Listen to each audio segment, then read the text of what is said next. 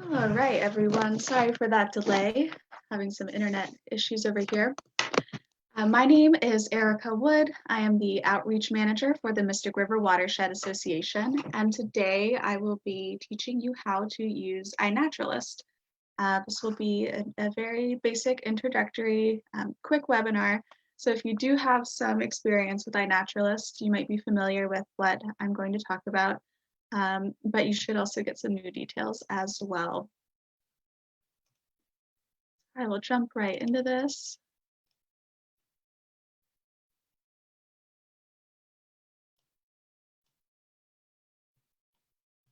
All right, so how to use iNaturalist 101.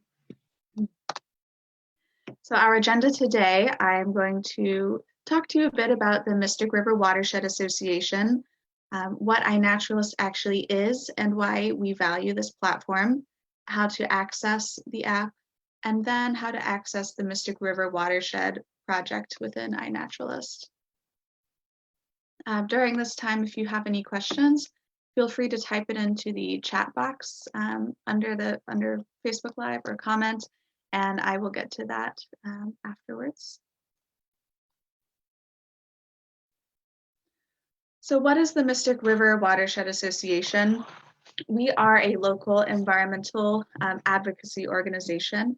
Our office is based in Arlington, but we work within our 21 community-wide watershed.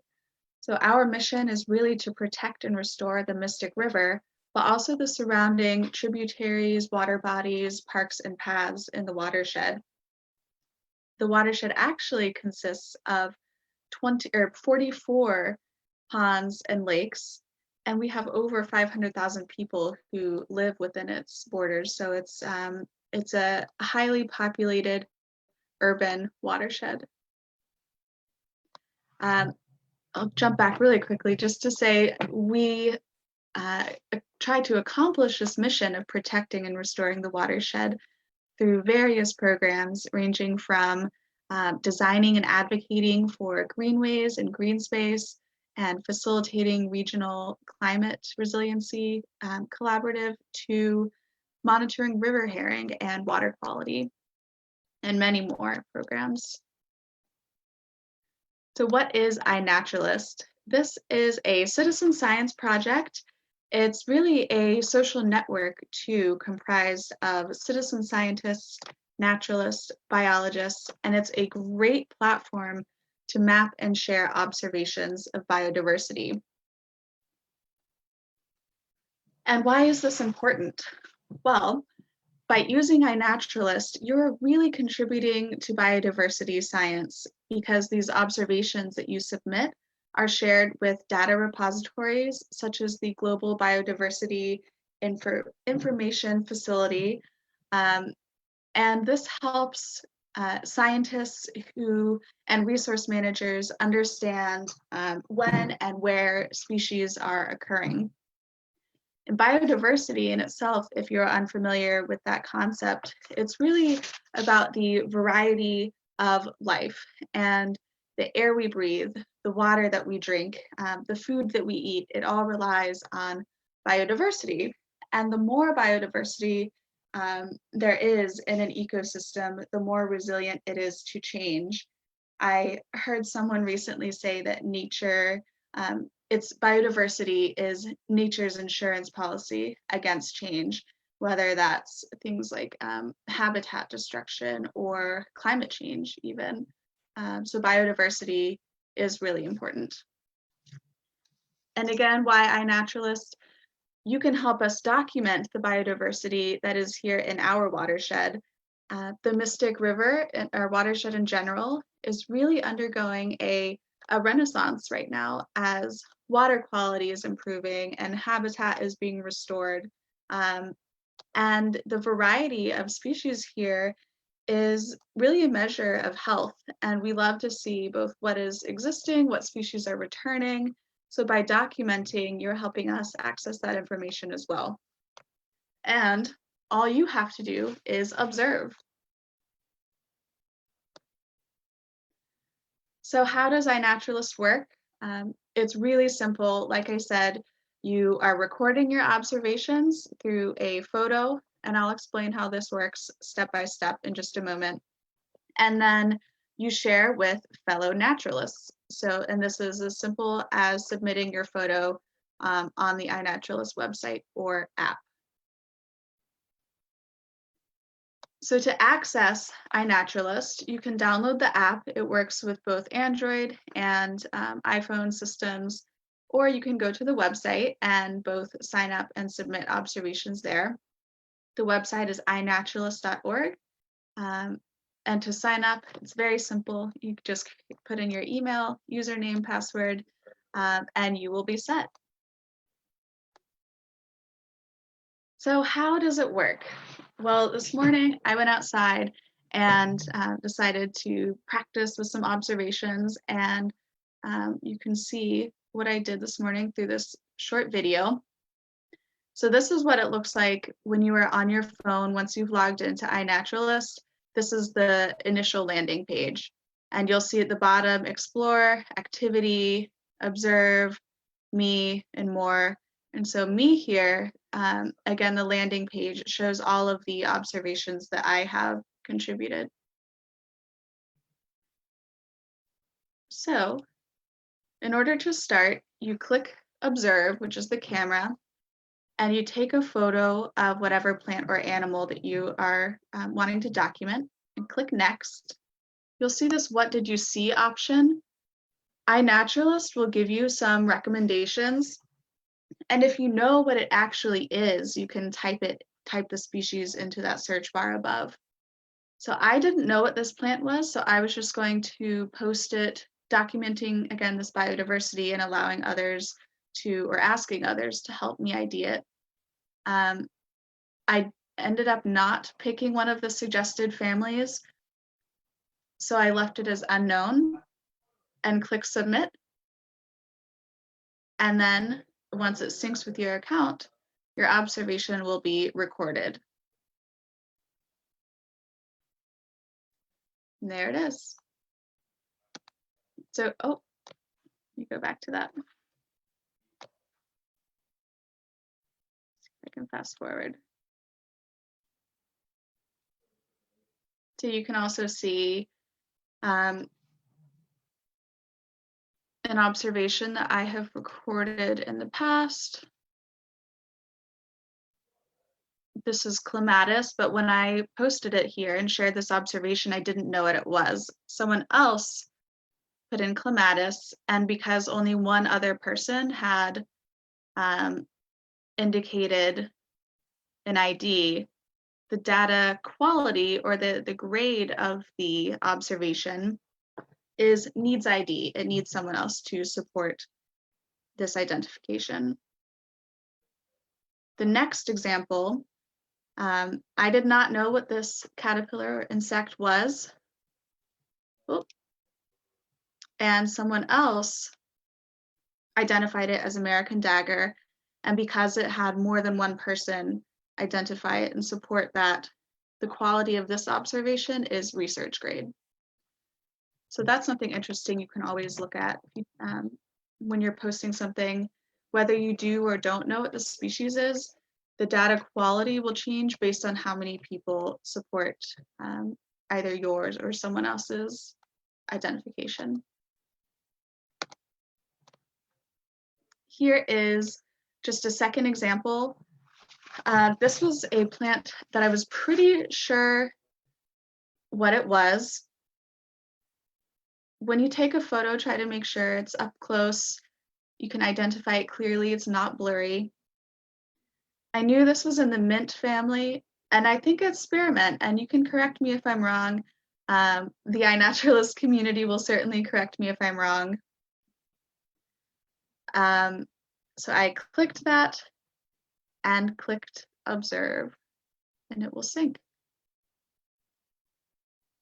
So again, it's really simple. Once you're on this home page, you just click the camera icon there, take a photo, either leave it unknown, take one of their recommendations, or type in the species if you definitely know what it is, and then post it. And the iNaturalist community, again, of citizen scientists, biologists, naturalists, will be able to see your post and either support your claim or help you identify it, or leave a comment or disagree if they don't think that initial identification was correct.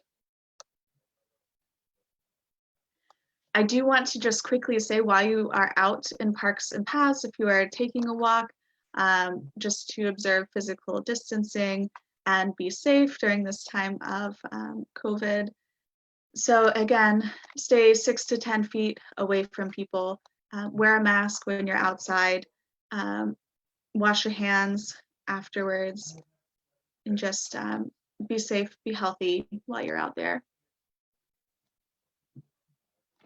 So what's next? The City Nature Challenge is coming up at the end of this month. Usually it's a competition between cities to see how many people and how many submissions we can get during this data blitz. However, because of coronavirus, it is not, it's pivoted a little bit. It's not a competition this year as much as it is just an opportunity for people to make submissions as they can during this weekend. So at the end of the month, you can go and submit any observations that you are able. And you can also join us for a virtual Earth Day.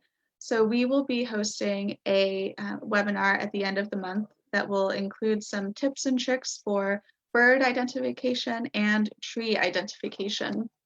And the link for that virtual Earth Day webinar is on our Facebook as well. But before I leave you on this webinar, I just wanted to explore a couple of things on the iNaturalist website as well. So once you have logged into iNaturalist, you can actually submit observations online. So let's see. So this is my homepage, and I've logged in. This is the landing page if you are just on the website. And to submit an observation, you click Add Observation, and you'll be able to upload your photos and your identifications this way as well.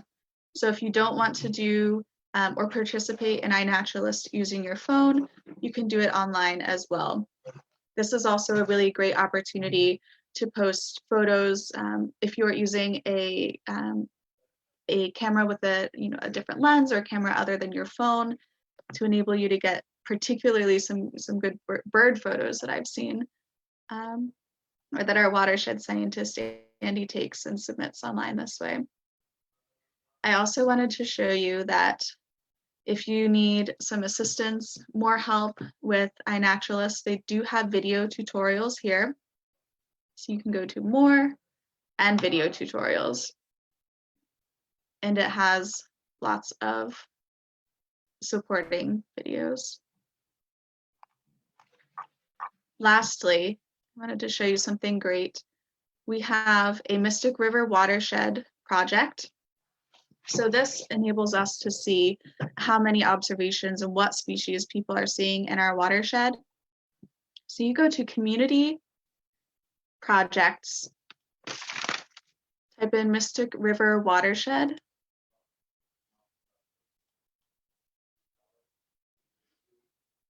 And this documents the biodiversity here in our area. So we've had over almost 23,000 observations and 2,000 species, which is pretty impressive. And we can also see, let's see.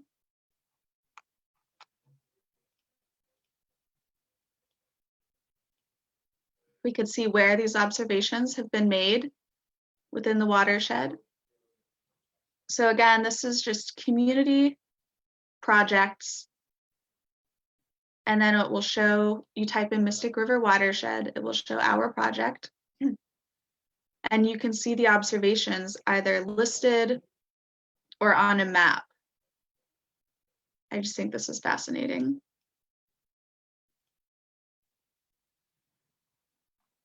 All right. There's one last thing I wanted to show you. In order to help identify any observations, I don't think you can do this through the app. So you want to go online if you want to help identify. And you just click the Identify tab here at the top. And then you will see all of the recent observations. So you can click one. And if you know what it is, you can add ID. I actually don't know what this is, but I just wanted to show you. Unless it says, no, I don't know. You can see if someone else has also made an ID or suggested an ID. If I knew what this was and wanted to agree, I could click agree, and this is what contributes to the quality of the observation. All right, so I'm going to stop my share and see if we have any questions or comments on Facebook.